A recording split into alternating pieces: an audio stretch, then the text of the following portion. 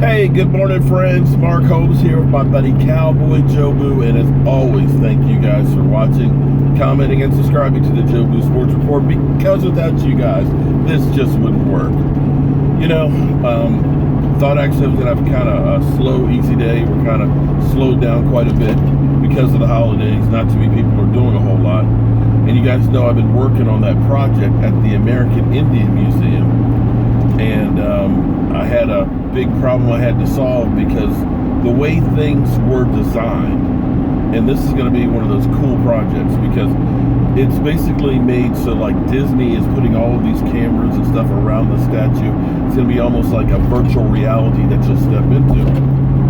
And I had to build, you'll remember, that crazy bulkhead box where those cameras go in. Well, originally there were a couple of companies that had, looked at making that box.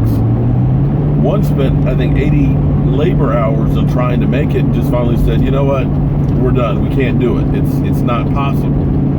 And so I worked with the designer and things, so they said, Mark, we need a solution for this thing. And I'm usually pretty good at coming up with stuff on the fly. And I worked with the designer and gave him some ideas, and we bounced it back and forth, and we figured out how to build this thing. Well, another part on this thing, on the opposite wall, is there's these windows that have to be closed up. And this company that's out in California has to manufacture these panels to go on there. And it was a big build, and they originally wanted us to field verify the measurements. And I said, you know what? I'm not touching that. Because if I build a cabinet, I'm not going to get somebody else to make the measurements, because if the measurements are wrong, then they're the flame person. I said, I'm not going to touch that thing unless I'm building it. And they said, no, we just need to just measure it. Don't worry about it. It'll be fine. And I didn't measure it. I don't know who measured it. But the problem is, no matter how well things are designed, it was put down on paper. It was set up and it looked perfect on paper. They had people look at it and say, this is how it's going to go. And they built it, and guess what? It doesn't work. It failed. So now we've got a powwow meeting with the designer, the people who fabricated that thing, and this whole exhibit's supposed to open in like 2 weeks. And there's not enough time for these panels to go back to California to be remade and stuff. So they need a solution on the fly that'll work. And they're like, Mark, can you come down and see if you can help us fix this out? And that's the crazy thing, because when you look at football,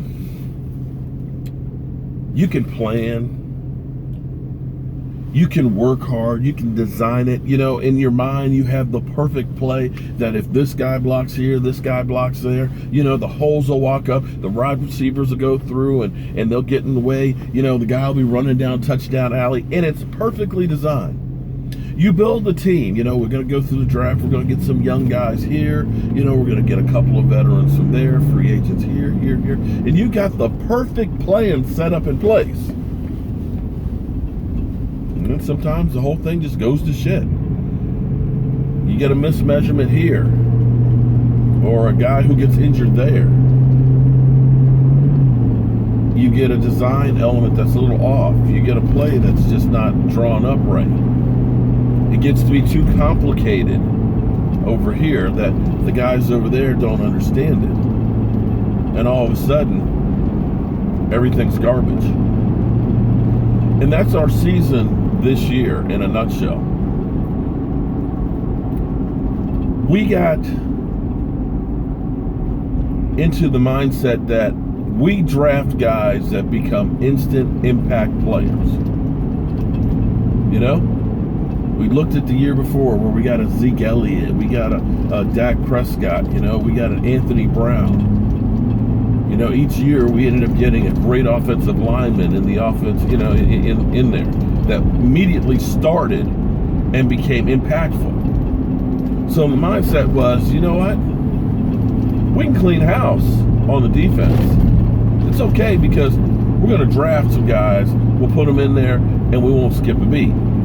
Well, there were injuries and learning curves.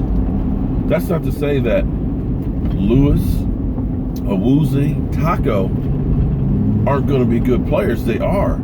But it's rare to get guys in the draft immediately that are going to be impactful. Because when I always go into the draft, I always say, this is what you want to accomplish in your draft to consider it a success. One, an impact player, a guy who starts and automatically makes a difference on your team and makes them better. A Tyron Smith does. Travis Frederick has. Guys that are now immediate starters that help make your team better day one. And then you want to get 2 possible starters. Not full-time starters, but guys that are able to start some of the time and be able to fill in. You want to get a special teamer, a guy who is a great returner or a great tackler, a great cover guy on special teams. And you want to get some depth. Last year, we had all those things and then more from our draft that helped to elevate the team, along with having a 4-play schedule. Well, we had a lot of turnover, and it takes time for guys to learn a system. So when we wiped out our whole defensive backfield, and you had an Anthony Brown regress a bit, and you couldn't get your new guys on the field because they were injured, all of a sudden your defense is not the same. The plan that you had where you thought that those guys are going to be impactful didn't happen until later. Now, once they did finally start getting on the field, they start playing. Hey, they're playing pretty damn good. But you only got that for a few games. You didn't have it for the whole season. So that's one of those reasons why the team struggled. Had we had Sean Lee there the whole time, had we gotten a Woozy starting from day one, maybe the defense would have been even better than what they did. But the best laid plans sometimes have to just go in the garbage and you start over. So, get over here in DC, take a look at this thing, and see what we can do with it. Or see if we just got to throw it in the garbage and start all over. So guys, tonight, I'm going to check and see how you guys are responding. I'm thinking about doing a special edition call-in show at 9 o'clock if you guys are interested. So if you're interested in being part of a call-in show tonight to vent your frustrations on the Dallas Cowboys, let me know, and by the afternoon I'll let you guys know for sure if we're going to do that.